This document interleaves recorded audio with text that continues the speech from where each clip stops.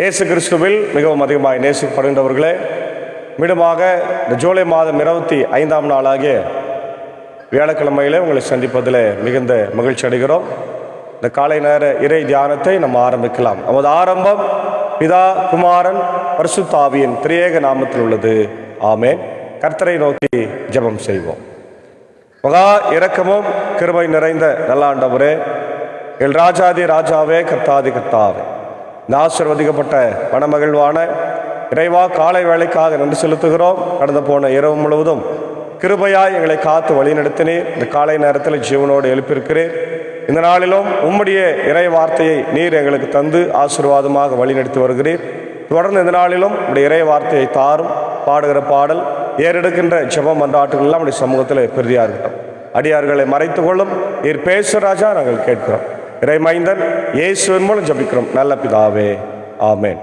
காலை வேளையில் 107வது ஞான பாடலாகிய எந்த ஆத்ம நேசரே வெள்ளம் போன்ற துன்பத்தில் என்ற பாடலை சாரோடு இணைந்து பாடுவோம். 107வது ஞான பாடல்.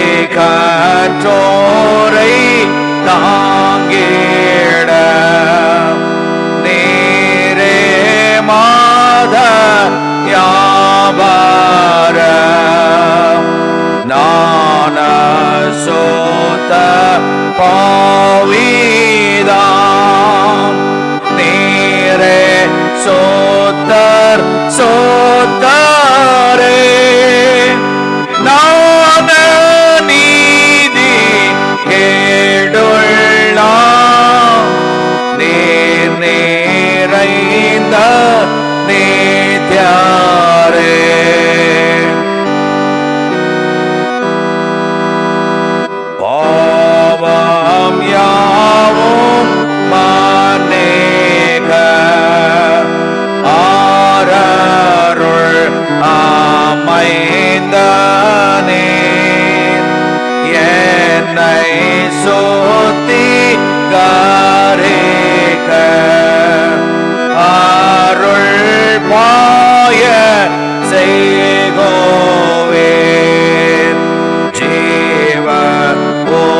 என்றும் இயேசுவே எந்தன் தாகம் தீருமே சுவாமி என்றும் என்னிலே நீர் சோரந்து ஊற்றுமே.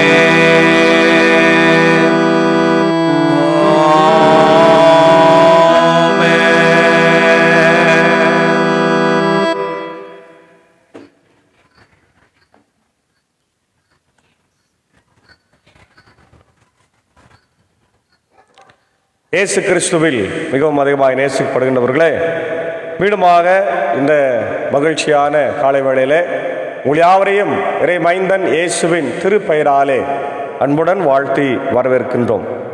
இந்த காலை நேரத்திலும் நாம் தியானிக்கும்படியாக தெரிந்து கொண்ட வேத பகுதி பரிசுத்த மார்க்கு எழுதின சுவிசேஷம் 6ஆம் அதிகாரம் 45 முதல் 54 வரை உள்ள வசனங்கள்.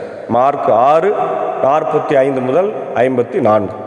இந்த பகுதியில் இயேசு ஆண்டவர் கடல் மீது நடந்து செல்லுதல் என்கின்ற தலைப்பில் நம்ம பார்க்கிறோம். கடல் மீது நடந்து செல்லுதல். அதற்கு முன்னதாக தான் இயேசு ஆண்டவர் 5000 பேருக்கு உணவளித்து அவர்களை போஷித்து அவர்களை பசியாற்றி முசிப்பாற்றுகிறதை நம்ம பார்க்கிறோம்.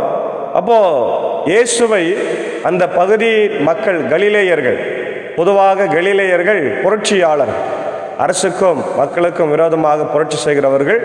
அவர்கள் என்ன செய்கிறார்கள் என்றால் இயேசுவை எப்படியாவது அரசராக்க வேண்டும்.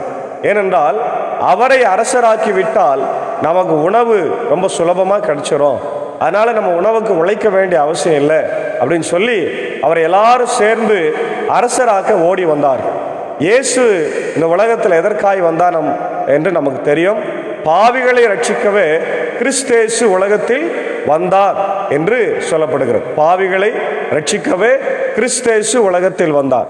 இவர் நமக்காக அரசாட்சி செய்ய இங்கே வரவில்லை. அவருடைய அரசாட்சி பரலோகத்தில் தான் உண்டு, பூமியிலே இல்லை. ஆகவே இந்த பூமியில அவர் வந்த நோக்கம் நம்ம எல்லாம் ரட்சிக்க வேண்டும் என்ற ஒரே நோக்கம். இயேசு அந்த நோக்கத்தில் இருக்கிறார். ஆனால் இவர்கள் என்ன செய்கிறார்கள்? ஓடி வந்து அவரை எப்படியாவது அரசராக்க வேண்டும் என்று சொல்லுகிறார்கள். அப்போ இந்த காரியத்தை அவர் புரிந்து கொண்டு என்ன செய்கிறார்? வேகமாக இந்த இடத்தை விட்டு புறப்படுகிறார். ஆண்டவர் சொல்றார், நீங்க படகுல ஏறி கெனசரேத்துக்கு வாங்க, நான் அங்கே முன்பாக சென்று ஜபித்து கொண்டிருக்கிறேன் என்று சொல்லிவிட்டு அவர் சென்று விடுகிறார். அப்ப இயேசு கூட்டத்தினரை அனுப்பி கொண்டிருந்தார். அப்பொழுது தம் சீடரையும் உடன் படகேறி தமக்கு முன் அக்கறையில் உள்ள பெத்சாயிதாவுக்கு செல்லுமாறு அவர் கட்டாயப்படுத்தினார்.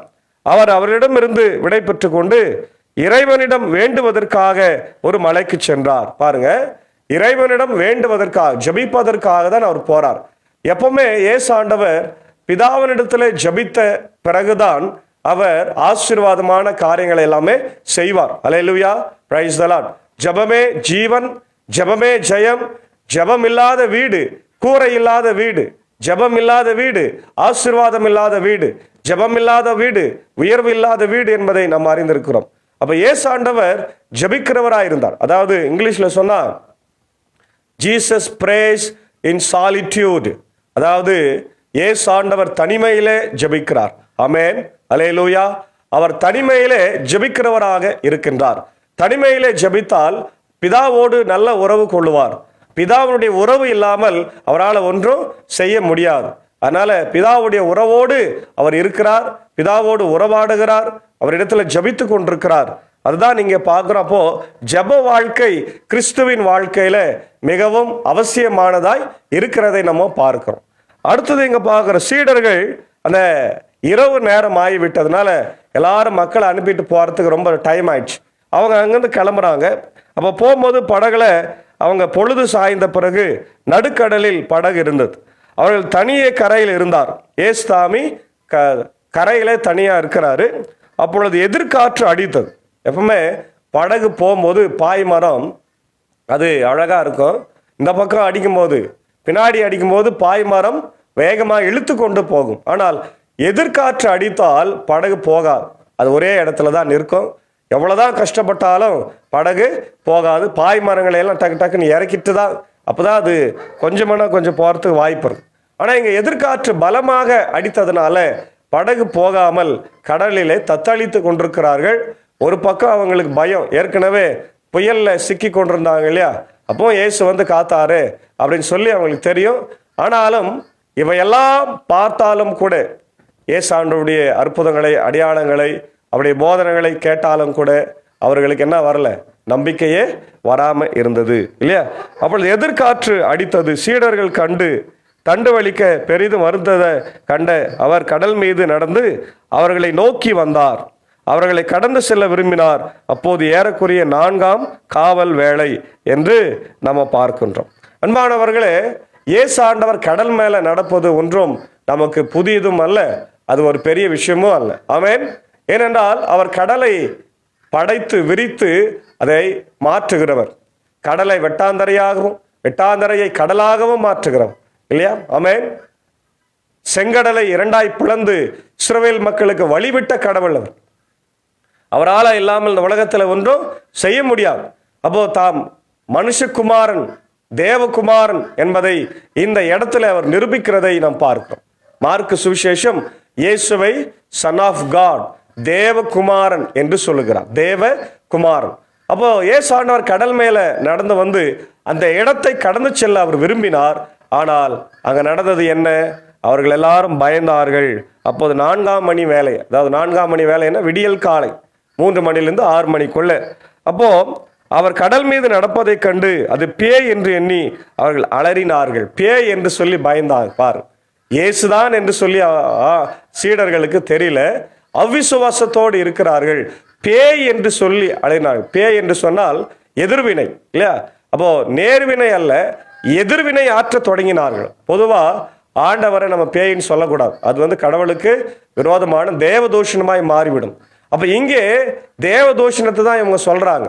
ஆனா என்னன்னா, இருளில் இருக்கிறதுனால கொஞ்சம் சரியா தெரியல. ஒருவேளை அங்கே பௌர்ணமி அன்றைக்கு இருந்தது என்று சொல்லப்படுகிறது. இருந்தாலும் அந்த வெளிச்சம் தூரத்திலிருந்து இயேசுவை அவர்கள் பார்க்கிற போது வெள்ளை நிற ஆடையில அவர் உண்மையாகவே அது பார்ப்பதற்கு கொஞ்சம் பயமா தான் இருந்திருக்கும். அதனால பயத்தோடு அவர்கள் இருக்கிறார்கள். அப்போ ஆண்டவர் சொல்றாரு, ரொம்ப அழகா சொல்றாரு, ஏனெனில் எல்லாருமே அவரை கண்டு அஞ்சி கலங்கினார்கள். உடனே இயேசு அவர்களிடம் பேசினார், துணிவோடு இருங்கள், துணிவோடு இருங்கள், நான் தான், அஞ்சாதீர்கள் என்றார். பிறகு அவர்களோடு படகில் ஏறினார். காற்று அடங்கியது. அவர்கள் மிக மிக மலைத்து போனார்கள். ஏனெனில் அப்பங்கள் பற்றிய நிகழ்ச்சியை அவர்கள் புரிந்து கொள்ளவில்லை. அவர்கள் உள்ளம் மழுங்கி போய் இருந்தது. நல்லா கவனிங்க, ஏசாமி வந்து சொல்றாரு, இன்னொரு டிரான்ஸ்லேஷன்ல பயப்படாதிருங்கள் என்று சொல்றார். அல்லேலூயா, பயப்படாதீர்கள். இந்த திருவிவிலியத்தில் என்ன சொல்றாரு டிரான்ஸ்லேஷன் பண்ணியிருக்கிறாங்கன்னா, நீங்க அஞ்சாதீர்கள் இல்லையா, துணிவோடு இருங்கள், அஞ்சாதீர்கள், துணிவோடு இருங்கள் என்று தூய தமிழ்ல சொல்லப்பட்டிருக்கு. அப்போ நான் தான் என்று சொல்லுகிறார். நான் தான், அஞ்சாதீர்கள், துணிவோடு இருங்கள், நான் தான் வந்திருக்கிறேன் என்று சொன்ன உடனே அவர்கள் பார்த்து பிரமித்து போனார்கள், மிக மிகவும் மலைத்து போனார்கள். இயேசு அவர் படகுல ஏறி அக்கறைக்கு சென்றார்கள். அப்போதான் மார்க் இங்க சொல்றாரு, இயேசு ஆண்டவர் செய்த இந்த அற்புதங்களை எல்லாம் இன்னும் யார் புரிஞ்சுக்கல, சீடர்கள் புரிந்து கொள்ளவில்லை.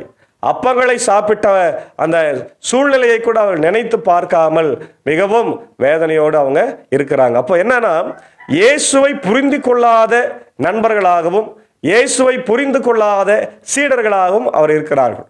நல்லா கவனிங்க, இங்க ஆண்டவர் அவரிடத்துல வந்து நான் தான் என்று சொல்லுகிறார். அப்போ நான் தான் என்று சொன்னால் கடவுள் என்று பொருள் இல்லையா. நான் என்று பொருளுக்கு என்ன அர்த்தம் தெரியுமா? யாகவே, யாகவே, I am the Lord your God என்று சொல்றார் இல்லையா. நானே உங்கள் கடவுளாகிய கர்த்தர், என்னை என்று வேறு தேவர்கள் இருக்க வேண்டாம்.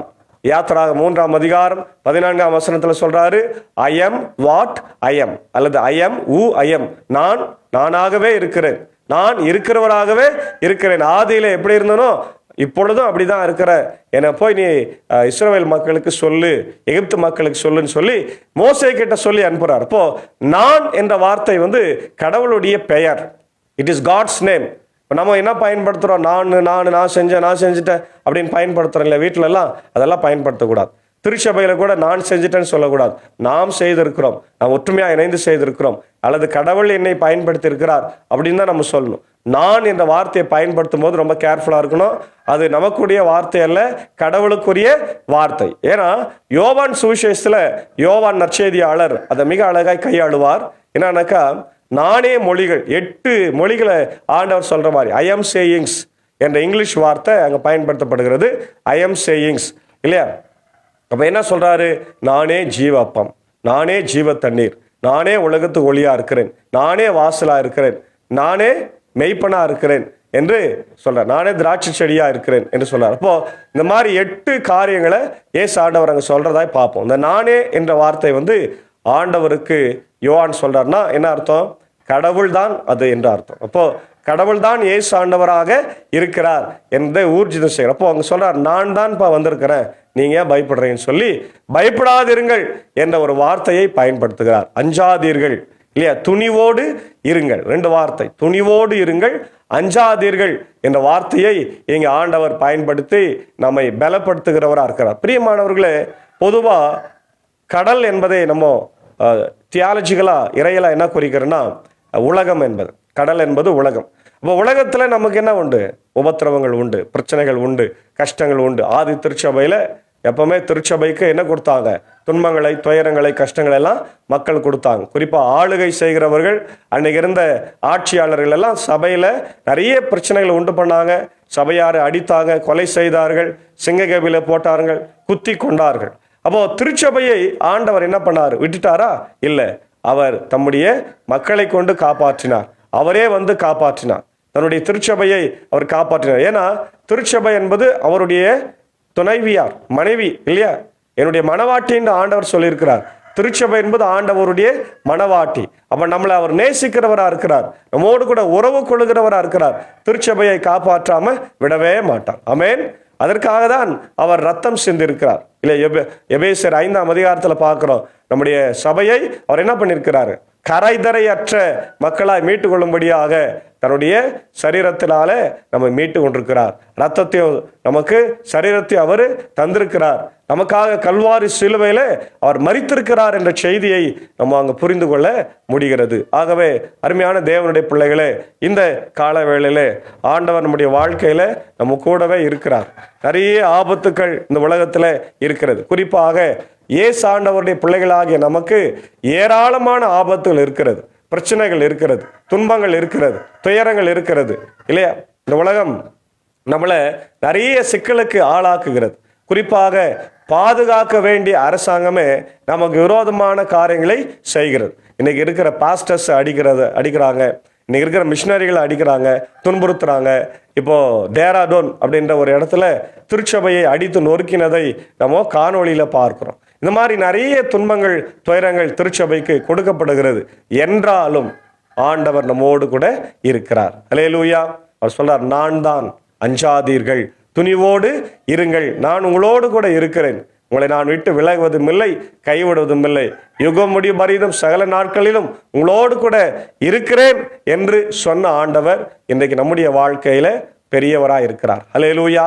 Price the Lord. ஆகவே பிரியமான தேவனுடைய பிள்ளைகளே, ஆபத்தும் விபத்தும் நாச மோசங்களும் வியாதிகளும் பலவீனங்களும் துரோகங்களும் எதிரிகளும் நிறைந்த இந்த உலகத்துல ஆண்டவருடைய பிள்ளைகளாய் நம்ம வாழ துணிந்து இருக்க வேண்டும், அஞ்சாமல் இருக்க வேண்டும், பயப்படாமல் இருக்கணும். ஏன்னா ஆண்டவர் சொல்றாரு, நான் தான் வந்திருக்கிறேன். ஆமென். நான் இருக்கிறேன், நீங்க கவலைப்படாதீங்க என்று சொல்லுகிறார். அப்படிப்பட்ட இறை வார்த்தையை நம்முடைய வாழ்க்கையில பெற்றுக்கொண்டவர்களாய் இந்த உலகத்துல தைரியமாய் நம்ம ஆண்டவர் இருக்கிறார் என்று சொல்லி வாழ தூய ஆவியானவர் தாமே இந்த நாளிலே நம்மை ஆசீர்வதித்து வழிநடத்தி காப்பாராக. ஆமேன். ஜெபிப்போம். எங்களை அளவுக்கு அதிகமாய் நேசிக்கிற நல்ல ஆண்டவரே, இந்த மகிழ்ச்சியும் ஆசீர்வாதம் நிறைந்த காலை வேளைக்காக நன்றி செலுத்துகிறோம். கடந்து போன இரவு முழுவதும் கிருபையா எங்களை காத்து வழிநடத்தினீர். இந்த நாளிலும் உம்முடைய இறை வார்த்தை என் தேவனே எங்களுக்கு தந்திருக்கிறீர். நன்றி ஆண்டவரே. இதோ இந்த நேரத்தில் எங்கள் வாழ்க்கையிலும் கூட ஆண்டவரே, நாங்கள் திருச்சபையில குடும்பத்தில் இருக்கிற போது கடலில் ஏற்பட்ட கொந்தளிப்பை போல, கடலில் ஏற்பட்ட புயலை போல, கடலில் ஏற்பட்ட எதிர்காற்றை போல எங்களுக்கு பிரச்சனைகள் வந்து கொண்டே தான் இருக்கிறோம். நாங்கள் ஆண்டவருடைய பிள்ளைகள், எதிர்காற்றிலே ஆண்டவரை எதிர்நீச்சல் போட்டு கொண்டிருக்கிறவர்களாய் நாங்கள் காணப்பட கிருபை தார். அஞ்சாதீர்கள், துணிவோடு இருங்கள், நான் தான் என்று சொன்ன ஆண்டவர் இன்றைக்கு எங்கள் வாழ்க்கையிலும் கூட நீர் இருக்கிறீர் என்பதை உணர்ந்து தைரியமாக நாங்கள் இந்த உலக வாழ்க்கையில புறப்பட்டு செல்ல வாழ ஆண்டவர் கிருபை தர வேண்டும் என்று கெஞ்சி மன்றார். இந்த காலை நேரத்தில் இந்த இறை வார்த்தையை கேட்டுக்கொண்டிருக்கிற எல்லா மக்களையும் ஆசீர்வதிங்க. எல்லாருடைய வாழ்க்கையில கூட எதிர்காற்று உண்டு ராஜா. ஆண்டவரே, அவர்கள் வாழ்க்கையில அடுத்த கரைக்கு செல்ல முடியாதபடி தடைகள் உண்டு. என் தேவன் எல்லாவற்றையும் மாற்றி நீர் உடனிருந்து, மகனே மகளே பயப்படாதே, நான் உன்னோடு கூட இருக்கிறேன், நான் உன்னை பத்திரமாய் கரை சேர்ப்பேன் என்பதை ஆண்டவரே அவர்கள் புரிந்து கொண்டு இயேசுவை அறிந்து கொண்டு வாழ கிருபை தார். இந்த காலை நேரத்தில் இந்த ஊழியத்தில் எங்களோடு இருக்கிற அவருடைய அன்பர் சாருக்காக, அக்காவுக்காக, அன்பான பிள்ளைகள் மாத்தாள் மரியாளுக்காகவும், ஆண்டவரே இதோ அருமையான என்னுடைய சாக்கோ சார் டீச்சருக்காக, ஆண்டவர் ஜான்சன் சாருக்காக ஜெபிக்கிறோம். ஊழியத்தில் இருக்கிற எல்லாரையும் கர்த்தர் ஆசீர்வதிங்க. ஆண்டவரை இதை கேட்டு பயன்பெறுகிற அகில உலகத்தில் இருக்கிற மக்களையும் ஆசீர்வதிங்க. இப்படி இந்திய சுவிசேஷ லுத்தரன் திருச்சபை, 3 சபை சங்கங்கள், போதகர்கள், ஊழியங்கள், குடும்பங்களுக்காக நான் ஜெபிக்கின்றோம். அதே போல ஆண்டவரே இந்த உலகத்தில் இருக்கிற உலக நாடுகளுக்காக ஜெபிக்கிறோம். எங்கும் ஆண்டவரே இன்றைக்கு பிரச்சனைகள், போர்கள், பதட்டங்கள், உக்ரைன் ரஷ்யா போர், ஆண்டவரே இஸ்ரேல் பாலஸ்தீன போர் எல்லாமே இருக்கிறது. இவை எல்லாம் மாறி அமைதியும் சமாதானமும் ஆண்டவர் உண்டாக நீர் கிருபை தாரும். உலக நாடுகளில் பணியாற்றுகிற மிஷினரிகளை ஆசீர்வதிங்க. உலக நாடுகளில் இருக்கிற ஆண்டவர் கிறிஸ்தவ திருச்சபைகள், ஆண்டவர் ஸ்தாபனங்கள், பாஸ்டர்ஸ்க்காக ஜெபிக்கிறோம். அதே போல இந்தியாவில் இருக்கிற எங்கள் ஆண்டவரே லுத்தரன் திருச்சபைகள், மற்ற எல்லா திருச்சபைகளுக்காகவும், கத்தோலிக்க திருச்சபை, ஆண்டவர் CSI, இண்டிபெண்டன்ட், இந்த பல திருச்சபைகள் உண்டு ராஜா. எல்லாரையும் ஆசீர்வதிங்க. ஸ்தாபனங்களை ஆசீர்வதிங்க. பாஸ்டர்ஸ் ஆசீர்வதிங்க. குறிப்பாக இந்தியாவில் பணியாற்றி கொண்டிருக்கிற மிஷினரிகளை ஆசீர்வதிங்க.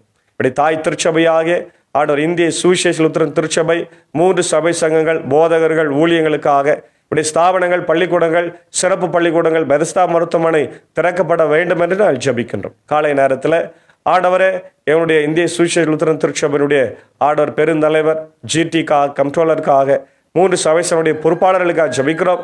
ஆண்டவரே இதோ பல ஸ்தாபனங்கள் இன்றைக்கு 1924ஆம் ஆண்டு தொடங்க பெற்று இன்றைக்கு 2024ஆம் ஆண்டை வந்திருக்கிறோம். 100 வருஷம் ராஜா. இது இன்னைக்கு செமினரியும் சரி, பல திருச்சபைகளும் சரி, இந்த வருஷம் 100வது வருஷம் இருக்கிறதுனால எல்லாரும் மிக சிறப்பாக ஆண்டவரே திருச்சபையினுடைய பணிகளை ஆண்டவர் நினைத்து உமக்கு நன்றி சொல்ல கொண்டாட கர்த்தர் கிருபை தார். தொடர்ந்து ஆண்டவரே இந்த நாளிலே பிறந்த நாட்களுக்கு நன்றி செலுத்துகின்ற என்னுடைய அருமையான ஆண்டவரே கண்கடியா ஆண்டவர் மேல்நிலை பள்ளியிலே கர்த்தாவை ஸ்போர்ட்ஸ் ஆசிரியராக, பிசிக்கல் எஜுகேஷன் மாஸ்டராக இருக்கிற அப்படி அன்புக்குரிய ஹரிஷ் சாருக்காக ஆண்டவர் ஜெபிக்கிறோம். அப்படி அன்பு துணைவியார் சந்தியாவுக்காக ஜெபிக்கிறோம். கிருஷ்ணா ஹாஸ்பிட்டலில் ஆண்டவரே பணியாற்றி கொண்டிருக்க அன்பு சகோதரி ஆசீர்வாதம். இந்த நாள் பிறந்த நாளை கொண்டாடி மகிழ்ச்சியாக இருக்கிற போது அவர்களுக்கு நல்ல சுகத்தை பலத்தை தார். அன்பு சகோதர ஹரிஷையும் குடும்பத்தை ஆசீர்வாதிங்க. தேவையை சந்திங்க. 2 பெண் குழந்தைகளை ஆசீர்வாதிங்க. வழி நடத்துங்க. தேவையை சந்திங்க ராஜா. எல்லா ஆசீர்வாதங்களையும் பரத்திலிருந்து நீ தர வேண்டுமா ஜெபிக்கும். அதே போல இப்படி அன்புக்குரிய ஆண்டவரே சகோதரி ஆண்டவர் திருமதி கீதா தினகரன் அவர்களுக்காக ஜெபிக்கிறோம். வேலூரில் வசிக்கிற ஆண்டவர் அன்புக்குரிய கீதா தினகரன் ஆசீர்வதிங்க. கணவர் ஆண்டவரே தினகரன் அவர்களுக்காக ஜெபிக்கிறோம். இந்த நாளிலே தன் பிறந்த நாளை கண்டு நன்றி செலுத்துகிற போது உம்முடைய ஆசீர்வாதம் மகனோடு தங்கியிருக்கட்டுங்க. ஆண்டவரே அன்பு சகோதரி கீதாவையும் அவர் செய்கின்ற ஆண்டவர் ஸ்கடர் ஸ்கூலில் பணியாற்றுகிற போது உம்முடைய கிருபை தங்கியிருக்கட்டும். அன்பான 2 ஆண் பிள்ளைகளையும் ஆசீர்வதிங்க. ஆண்டவர் குடும்பங்களை ஆசீர்வதிங்க ராஜா. தொடர்ந்து யாரெல்லாம் பலவீனமாய் சுகவீனமாக இருக்கிறாங்களோ, படுக்கையில் இருக்கிறாங்களோ அவளுக்காக ஜெபிக்கிறோம். இப்படி மூத்த விசுவாசிகள், ஆயிரமாக்கள், ஆண்டவர் கரஸ்பாண்டன்ஸ், ரிட்டையர்ட் கரஸ்பாண்டன்ஸ், ரிட்டையர்ட் டீச்சர்ஸ்க்காக ஜெபிக்கிறோம். குறிப்பாக அவருடைய BGS ராஜ்குமார் ஐயருக்காக, நிக்சன் ஐயருக்காக ஜெபிக்கிறோம். பலவீனமாக இருக்கிற எல்லாரையும் கண்ணோக்கி பாருங்க. தொடர்ந்து இந்த நாளின் பணிகளையும் பயணங்களையும் எங்களுக்கு ஆசீர்வதிங்க. இந்த குழுவை நீர் எடுத்து பயன்படுத்துங்க. இந்த காணொளி வழியாக கேட்டு பயன்பெறுகிற, பார்த்து பயன்பெறுகிற எல்லா மக்களுக்கும் உம்முடைய இறை ஆசீர்களை தந்து வழி நடத்துங்க. இறை மைந்தன் இயேசு கிறிஸ்துவின் வழியே ஜெபிக்கிறோம். எங்கள் ஜெபம் கேளு நல்ல பிதாவே, ஆமேன். நமது ஆண்டவராக இயேசு கிறிஸ்துவின் கிருபை, பிதாவின் அன்பு, பரிசுத்த ஆவியின் ஐக்கியம் இந்த நாளிலே நம்முடையவரோடு கூட கர்த்தர் தங்கிருந்து ஆசீர்வதிப்பாராக. ஆமென்.